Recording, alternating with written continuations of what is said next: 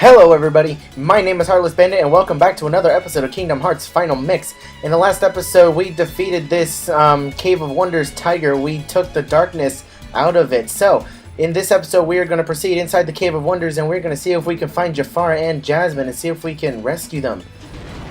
In this episode I am going to be talking about something that I have been very excited for a long time. It is the opening of the new Harry Potter expansion over at Universal Studios here in Orlando, Florida. The Diagon Alley expansion. And there still hasn't been a official release date yet, which, you know, is kind of upsetting to me because all the construction walls are already down. You know, you can practically, you know, you can actually see the facade of Diagon Alley, which is the London waterfront, and it looks very nice. You know, they're, you know, giving a whole bunch of teasers about it. They have a whole bunch of, you know, live events and shows lined up for promotion. Like Jimmy Fallon is going to be there the 16th and the 17th, I believe, and they also have the E Network doing a live red carpet event over there next week. And they also already had some of the actors from Harry Potter, the Weasley family, you know, Ginny and the Weasley brothers, the Weasley twins, go and visit Diagon Alley already. So they're not, you know, saying anything about an official opening day, which is, you know, kind of saddening to me because I really want to start planning ahead and, you know, getting there when the gates first open so that I could be one of the first ones to see the Diagon Alley thing.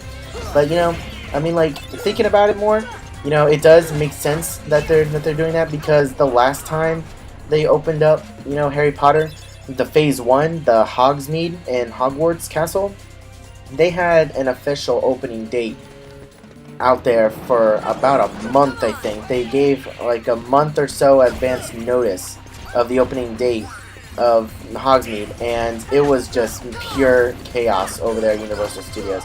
I mean, opening day, there were lines stretching all the way around City Walk outside of Islands of Adventure just to get inside the park and to go into Harry Potter, and it was just ridiculous. If you can Google it, you know, you can Google the grand opening of the Hogsmeade over at Universal, and it was just chaos. You can see the pictures of the lines stretching all the way around the area. It was bad. I am gonna die here in a second.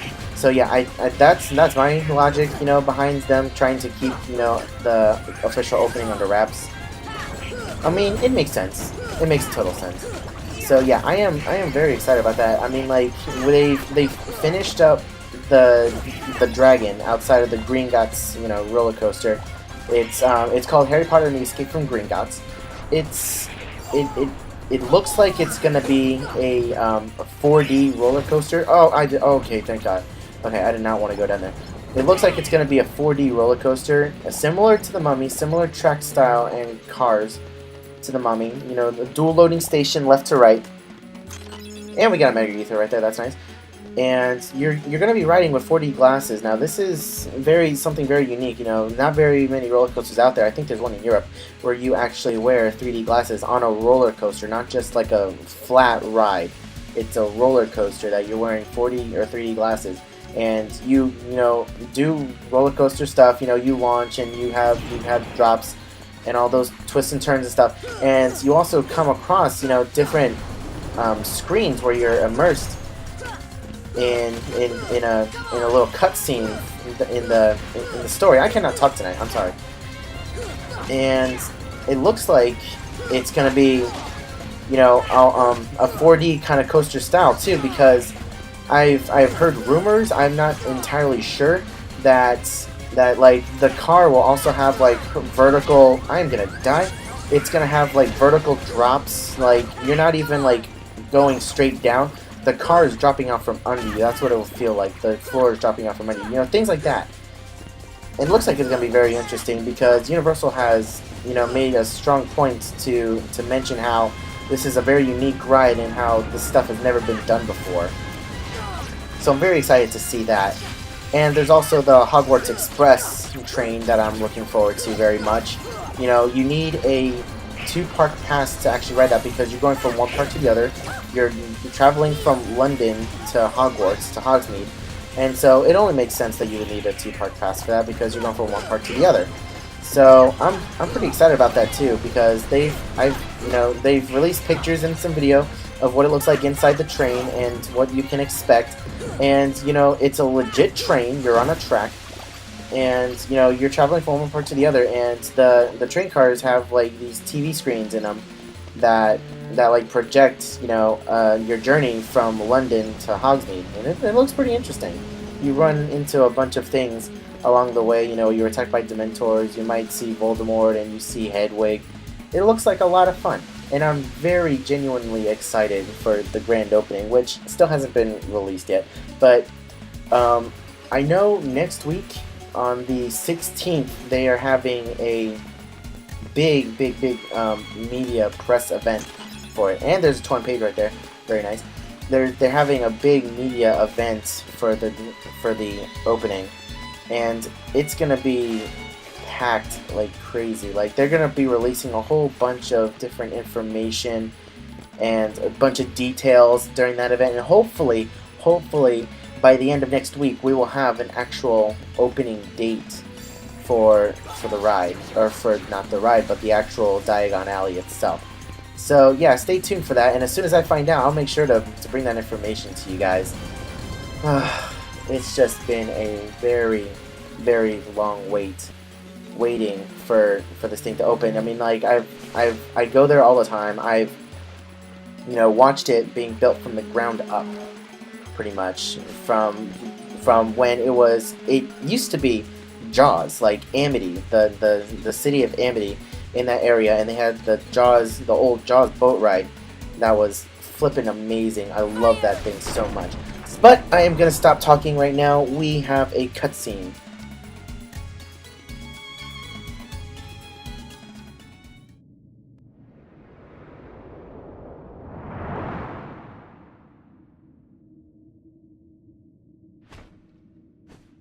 My first wish, Genie. Show me the keyhole.